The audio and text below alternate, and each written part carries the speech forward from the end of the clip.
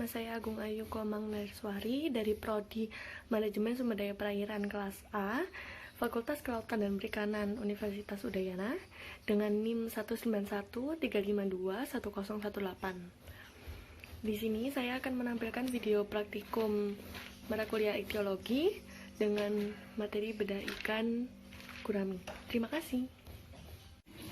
Berikut alat dan bahan selama pembuatan proses tugas praktikum ichtiologi. Yang pertama pisau, kemudian penggaris, lalu gunting, dan yang terakhir benang. Baik, di sini saya menggunakan bahan ikan gurami dengan nama latin Osporonimus gurami. Baik, pada morfologi gurami, ikan gurami memiliki bentuk tubuh yang kompres, termasuk tipe kompres. Kemudian, ikan gurami memiliki bentuk mulut yang termasuk dalam tipe letak terminal. Kemudian, bentuk sisik pada ikan gurami termasuk jenis cycloid. Dan ciri khusus yang dimiliki ikan gurami yakni memiliki garis linea literalis. Kemudian ikan gurami memiliki 5 buah sirip. Yang pertama yakni sirip dorsal, terletak pada bagian atas tubuh. Kemudian sirip kaudal, yakni ekor. Kemudian sirip anal. Kemudian memiliki sirip ventral. Dan yang terakhir sirip pektoral. Pektoral maksud saya.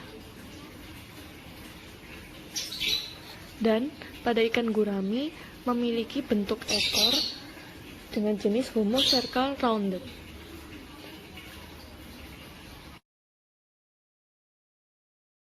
Baik, kemudian pada ciri morfometrik, saya akan melakukan pengukuran morfometrik pada ikan gurami. Yang pertama yakni bagian tubuh total length, yakni panjang total tubuh antar bagian anterior kepala sampai posterior ekor. Saya akan menggunakan pengukuran dengan alat benang.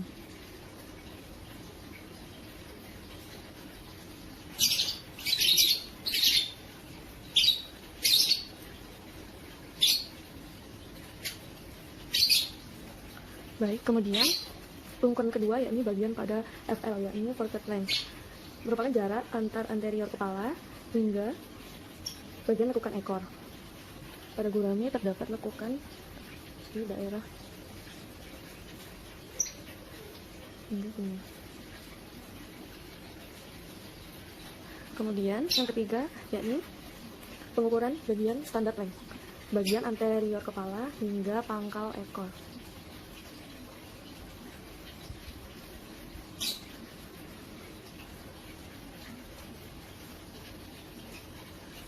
Baik, kemudian yang keempat bagian tubuh PDL, yakni dari ujung anterior kepala hingga ujung sirip dorsal, seperti ini.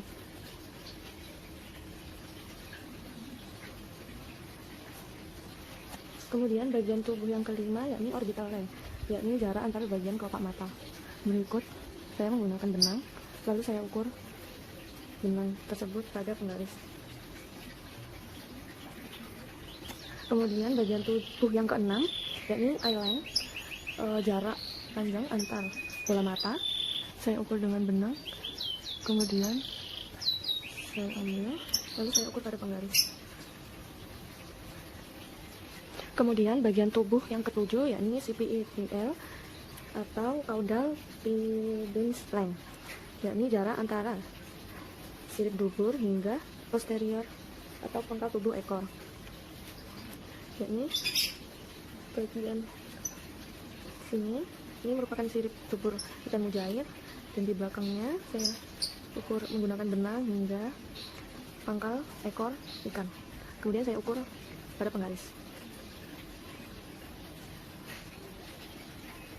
Kemudian pengukuran yang ke-8 pada bagian tubuh panjang rahang atas, yakni diukur dari ujung anterior kepala pada ikan, kemudian ditarik hingga panjang rahang atas. Kemudian saya ukur dari benang ini dengan penggaris. Kemudian pengukuran yang 9 pada bagian tubuh panjang rahang bawah.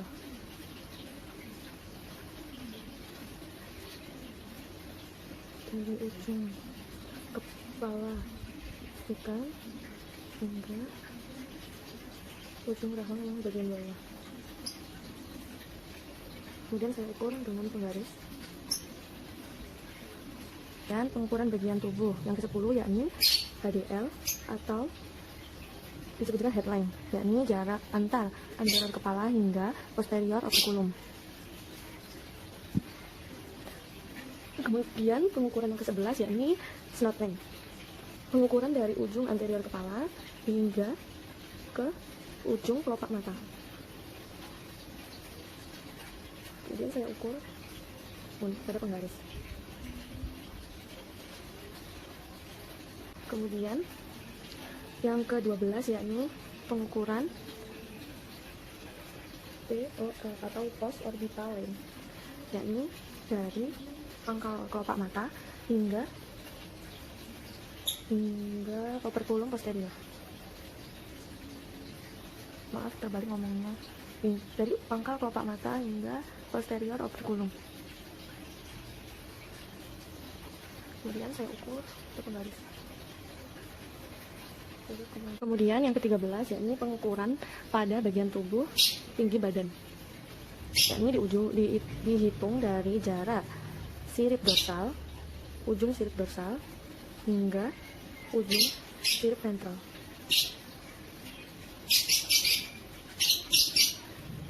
Kemudian saya ukur pada penggaris. Kemudian yang ke-14 pengukuran pada bagian tinggi kepala, yakni pertengahan dari kepala itu sendiri. Kita ukur dengan tinggi bawah. Kemudian kita ukur pada penggaris.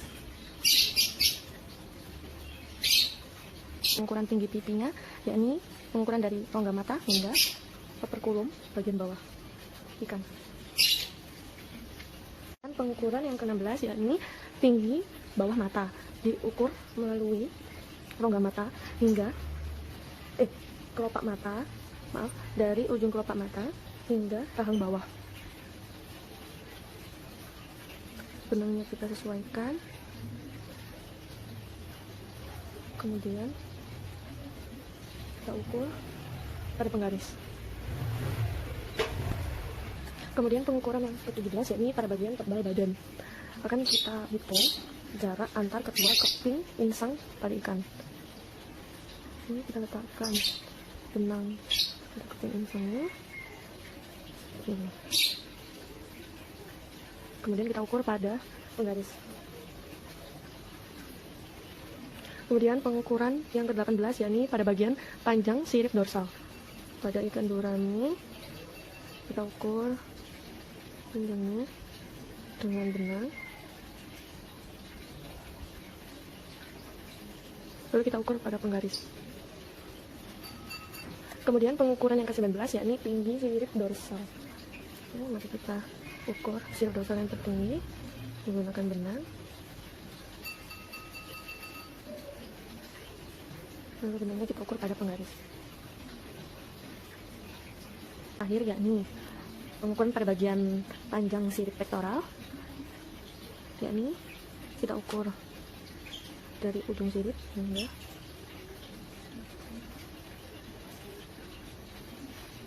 seperti itu, lalu kita ukur pada penggaris.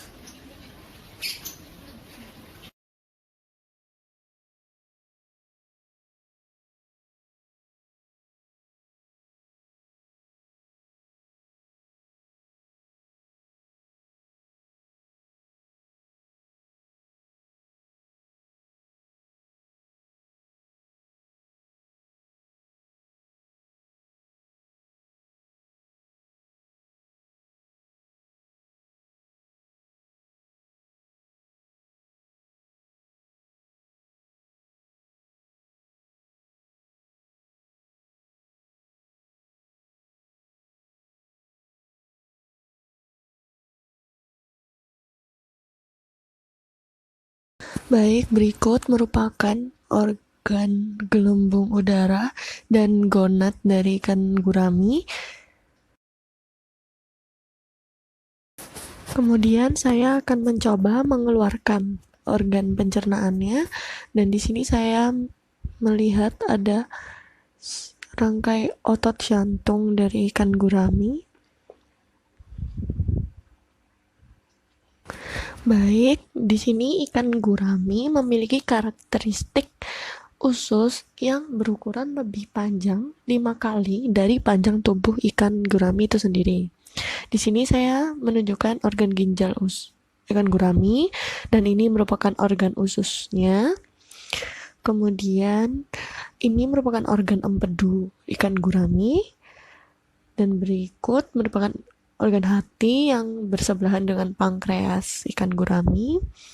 Kemudian di sini merupakan lambung semu dari ikan gurami, dan ini merupakan organ jantung dari ikan gurami.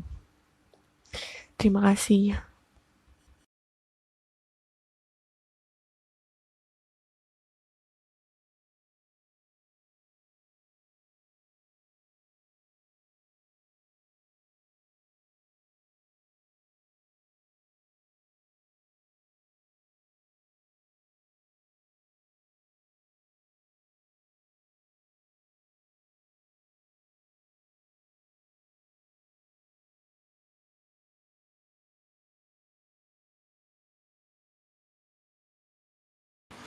Baik, berikut merupakan organ alat pernafasan pada ikan. Pada ikan gurami terdapat organ tambahan labirin, yakni alat pernafasan tambahan pada ikan gurami yang berupa lipatan-lipatan epitelium pernafasan.